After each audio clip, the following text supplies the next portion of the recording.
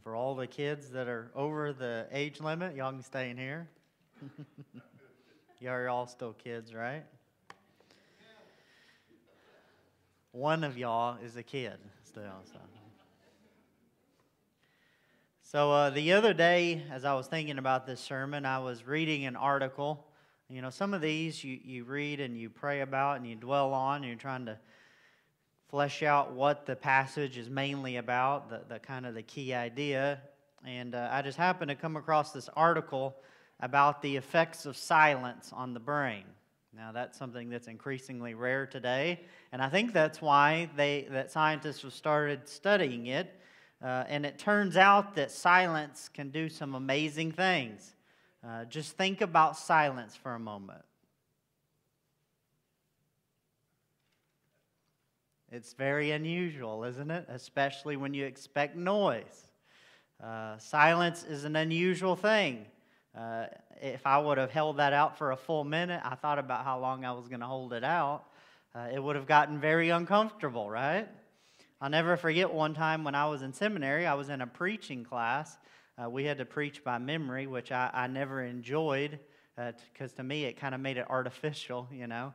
But right in the middle of preaching class, so imagine this, you have to stand before 20 of your peers and a professor, and they're grading you, right, for how well you're doing. In the middle of his message, he just went silent. He totally lost his train of thought. And for a good 60 seconds, which was probably the longest 60 seconds of his life, right, there was complete silence. But you know what? Of all the sermons, of all the messages that I remember in seminary, I remember that message. Because silence is a powerful thing. It's an unusual thing, especially in a world where noise is so expected, right? We constantly have things to fill our minds and to fill our ears with noise.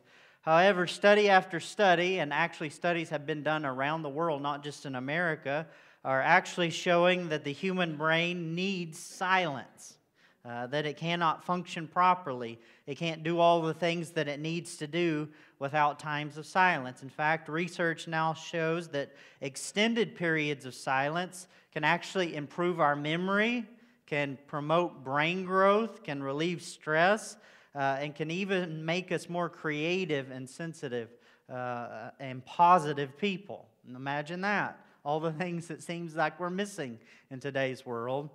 And all that from something that is in essence nothing, right? It's the lack of something. For that's what silence is. It's the lack of noise. It's the lack of input, of auditory input. When we're left alone with the thoughts in our heads, and then that's a scary idea, isn't it?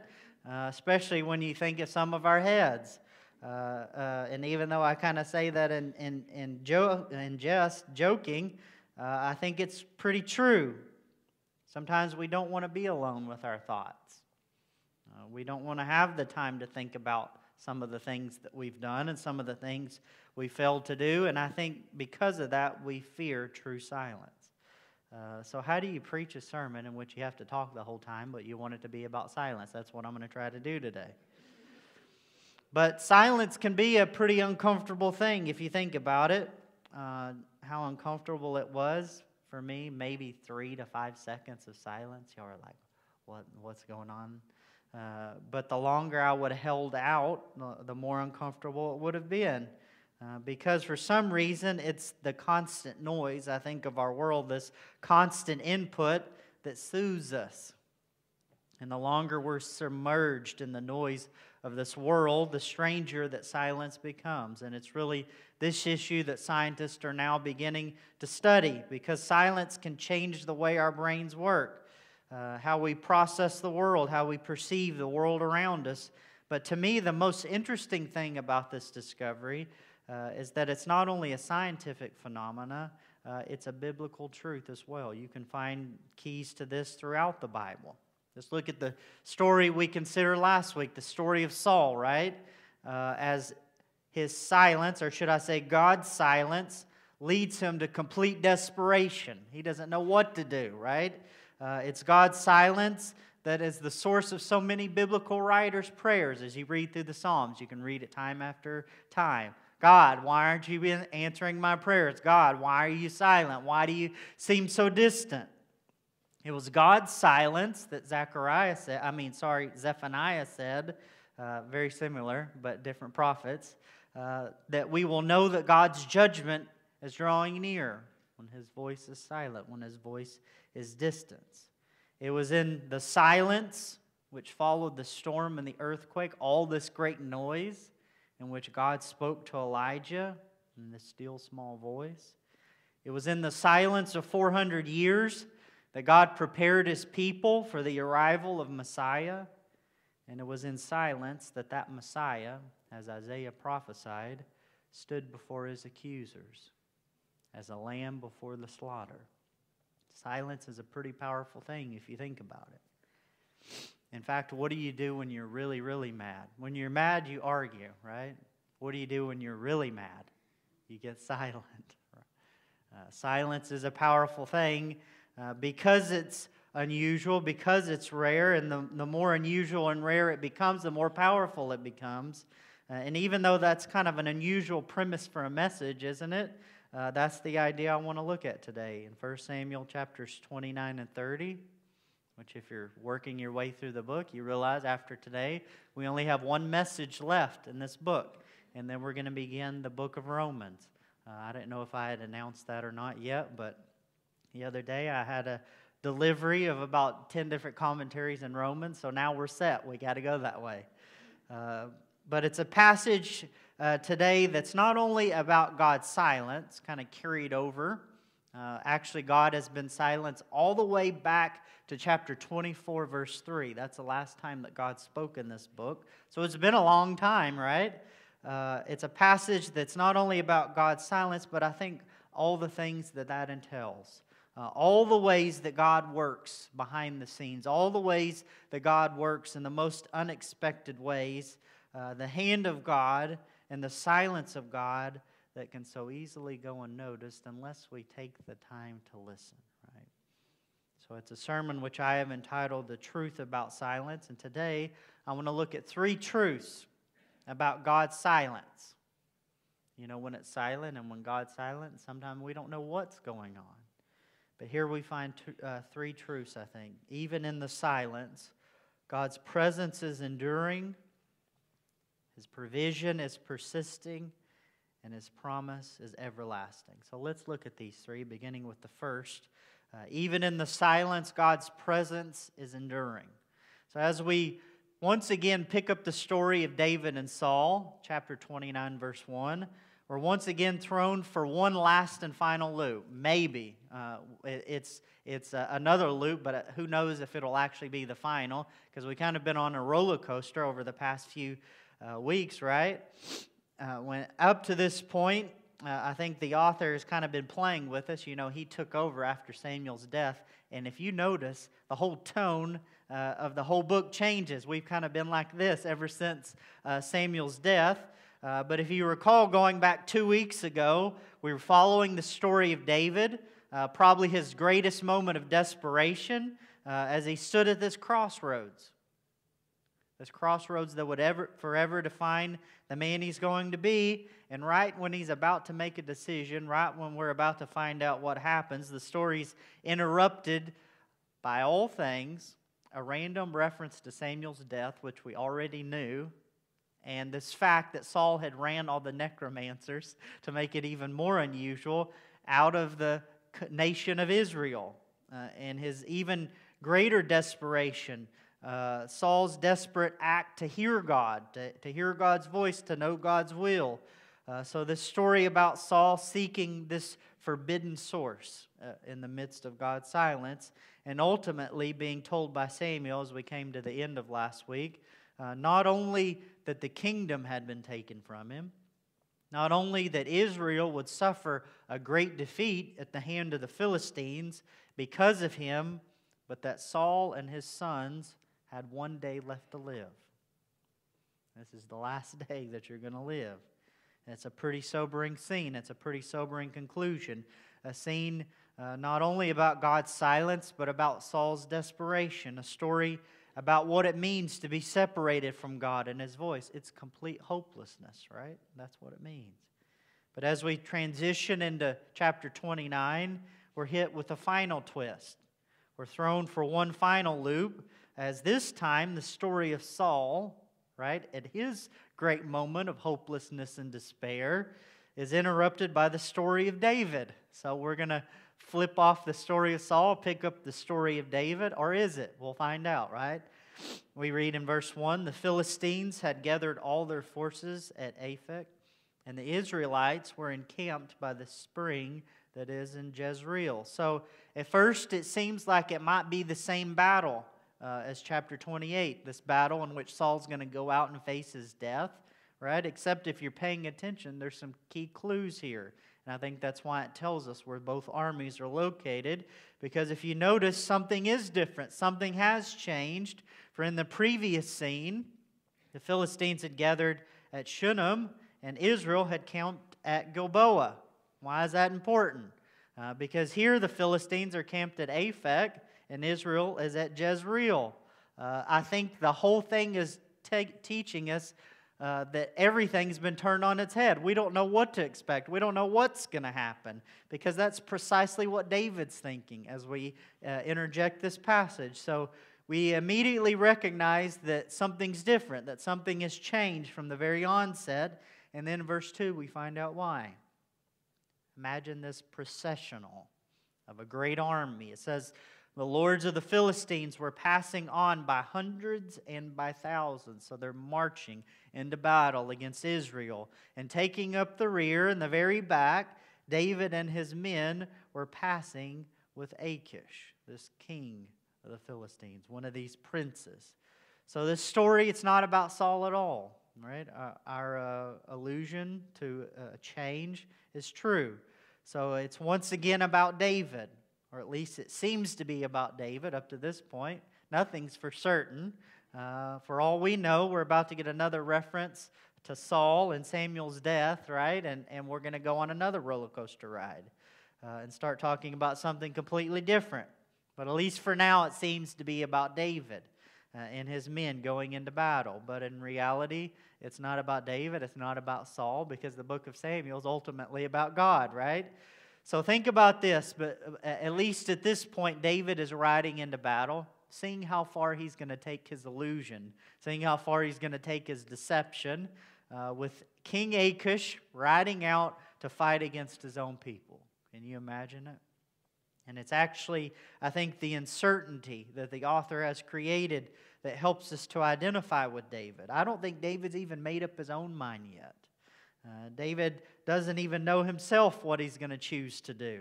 And what point he's going to finally make up his mind. How long is he going to go along with Achish's plan? How long is he going to go along with his deception? How far into battle is he willing to go? Is it going to be when he sees his countrymen falling at the hands of the Philistines? Is that when he says, all right, enough is enough, I'm going to start doing the right thing? Is it when he lifts his sword to kill his own countrymen? Is that when he's going to say, all right, enough is enough, I'm going to return back to the Lord? He doesn't even know at this point.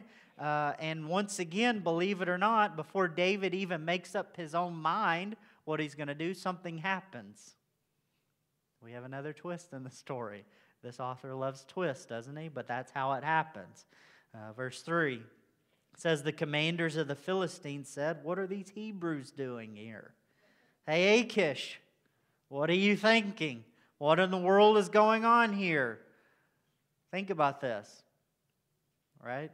We're going into battle against Israel, and you've brought along with you Israelites, right? Something about this doesn't make sense. What are you doing taking these Hebrews into battle?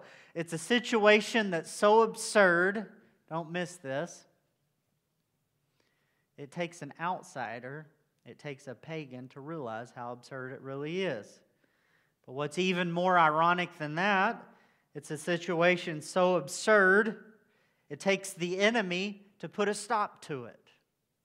For as these Philistine commanders refused to fight alongside of David and his men, they actually delivered David from this perilous situation. Think about it. Look at what's just happened here. In a story where the hero has become the villain, he's about to march against his own people into battle. Of all people, the enemy, the villain of the whole story, these Philistine commanders, they rescue the would-be hero from himself. They rescue the would-be hero from his own deceptive scheme. The Philistines actually save David. Now that's an unexpected twist, isn't it? And they save David from making a choice that he could have never recovered from. All to show David, and all to show all of us who are reading this story the power of what God can do. For notice, even in his silence, a silence that's going way back to chapter 24, even when David seems hopeless, wandering around in the land of the Philistines, joining the ranks of the enemy's army, even marching into battle against his own people, even when it seems like there's no hope in sight, and that God is nowhere to be found, and even David himself has stopped seeking God's will. He doesn't pray, God, what should I do? Should I go into battle? Right? Even David at this point isn't seeking God's will. Yet in the midst of it all, the whole time, God's working behind the scenes, even in the hearts of Israel's enemy. If he can work with a donkey, he can work with a Philistine, right? And if he can work with a donkey and a Philistine, he might just can work in us. That's the good news.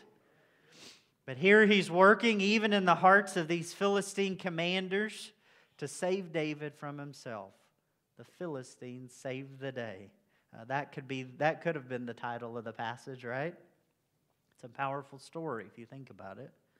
Amazing truth for our lives, for oftentimes, even when we cannot see it, even when we cannot understand what's happening, even when we can't hear His voice, see His ways, even when it seems like He's silent and so distant, and we have no idea what's going to happen next. We have no idea what we're going to possibly do. God carries us through. Because even in the silence, right, He's still working. Even in the silence, He's always there. His presence is always with us. It just takes a moment of silence, seeking Him to realize it. He's promised us, each and every one that places their trust in Him, that He will never leave you or forsake you. You know, that's one of the hardest promises in the Bible to believe. Because we look at the things that we've done. We look at the sin in our life, the poor choices we've made, the people we are. We've went and joined the ranks of the enemy. We've abandoned God and His way. We haven't always made the right decisions. And we think, well, that might be true for good Christians, but that's not true for me. But that's not what the Bible says. It says, I'll never leave you or forsake you. Not if you're a good person, not if you're a perfect Christian. He's going to be with you no matter what. He's going to carry you through, even until the end of this age. And we haven't got to the end of that age yet. Some of you have a whole lot of age, but you haven't got to the end of your age, right? And that's just as true today as it was 2,000 years ago. That brings us to our second point. Even in the silence, God's provision is persisting. So David, he's rescued from his fate. He's rescued from his own poor choices by these Philistine commanders. You know what? I pray for that in my own life. When I continue to make the wrong choice, God, make me make the right choice. That's what we need sometimes. But this still isn't the end of David's troubles. For as we transition into chapter 30, I know we're covering a whole lot of text here today.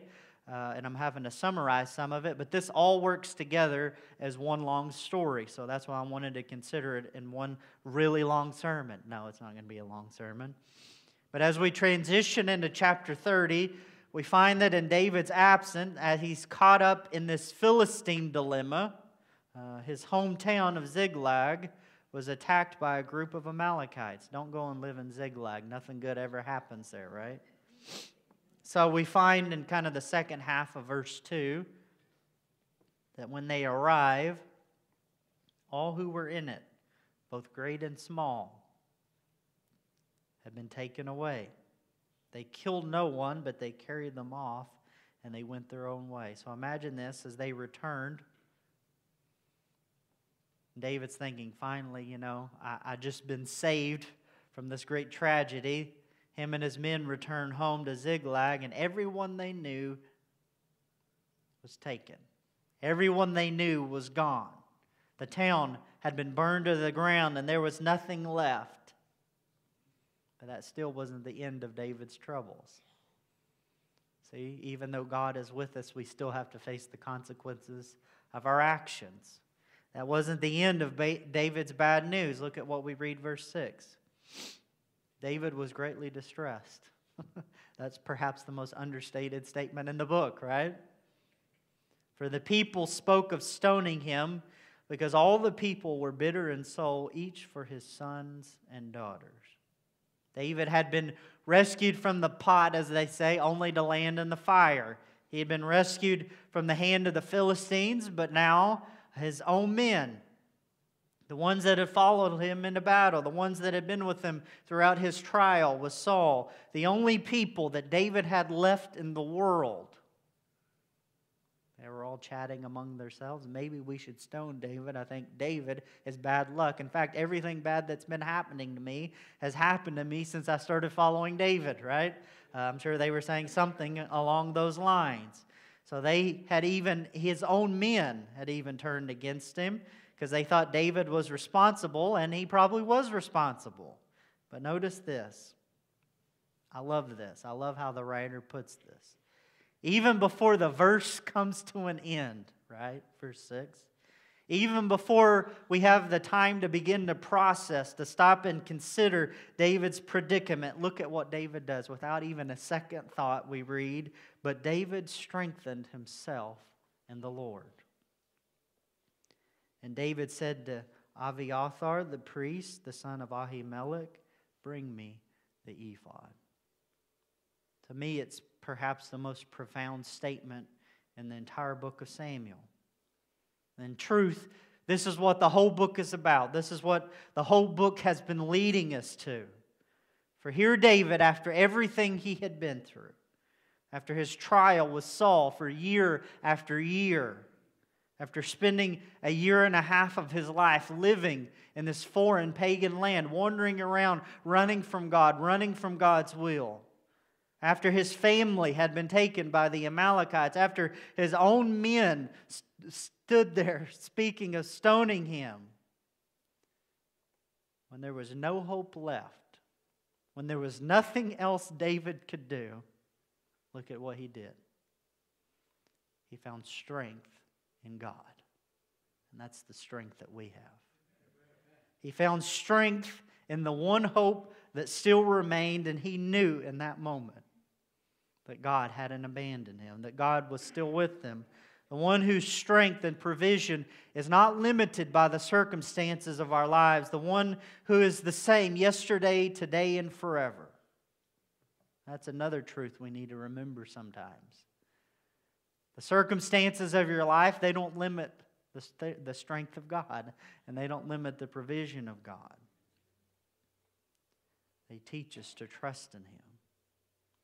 David found strength in the Lord, and even after everything he had been through, he finally remembered the truth, that simple truth he knew as a young boy. A truth we have when we're young in the faith, that God can do the impossible, right? That God's not the one who delivers by the sword or the spear, by our own ability, because the battle belongs to the Lord.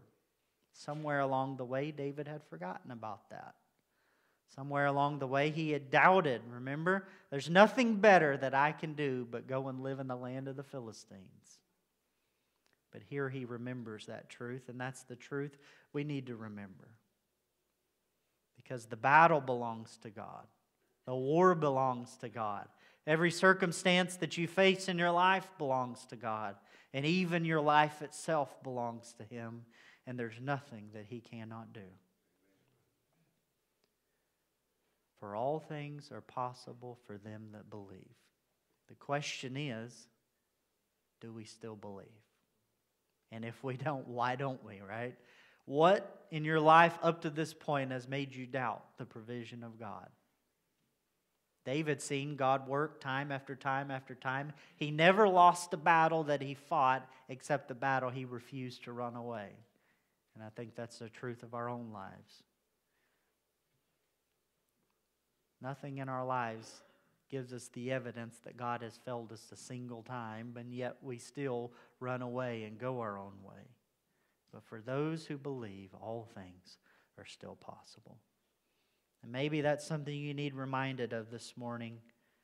So many things in this life, the noises, whatever the noises are, right, can take our eyes off of Him. So many things can blind us from His truth and from His hand, from the truth of His strength, from the truth of His power, from the truth of His provision. But here we find that even when it seems like God is silent, even when it seems like He's far away, even in the silence, His provision is persisting, right? And His strength is unfailing. That brings us to our final point. Even in the silence, God's promise is everlasting. So this is kind of a sad day. It's a bittersweet, as they say, because this is the end of David's story in 1 Samuel. Someday we'll look at 2 Samuel. But for now, this is the last passage that we have about David's life. As we go to other books, as we go to 2 Samuel, as we look at Psalms, as we look at Kings, as we look at Chronicles, we find the rest of his story and the story of his ancestors. We find that David went on to be king, finally, after everything, right? He finally becomes king. Not only of Judah, he becomes king of Judah, and then he has some more struggles. Then he finally becomes king of all of Israel. He was given an enduring kingdom. He was given a perpetual kingdom, even to this day. And he became the greatest king in the history of the nation. The king of promise, the king from which Messiah himself ultimately arose. The question is why? Well, if you looked at point number 3, you'd probably know why, right? It's all because David, think about this, the least of his brothers, the very last one, when he came before Samuel, God seen him, God seen his heart, and He says, that's the man I've chosen. And on that day, God made a promise to David.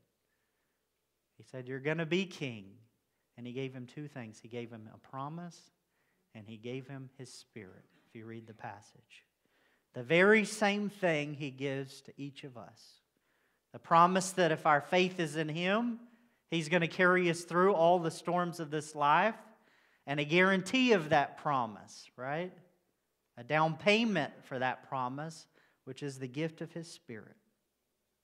We each have the promise of eternal life, and we each have that down payment, which is His Spirit. And that's what we hold on to in this life, even in the times when it seems like God is distant. When it seems like God is silent, we remember He keeps His promises. David had to go through a whole lot of things along the way. But God's promise never changed. And we know He's still the same today. He's still the God that can do the impossible. Sometimes we just need to be reminded in life that even when He's silent, His promises are everlasting. And that's the truth I want to leave you with today. So we take a moment of silence to stop and think about our own hearts and lives. So we take a moment to think about the God of all creation and all the things that He's done for each and every one of us. And we have an opportunity to put all the worries and all the fears of our lives into His hands. To hand them over to Him. And that's what we do every time we have an altar call. We give it all over to Him. And maybe even today, give our lives to Jesus for the very first time. So I ask that you let the truth of this passage speak to your heart. And as we have this time of invitation, that you would give it all to Him. If you would, please stand and let's go, Lord, in prayer.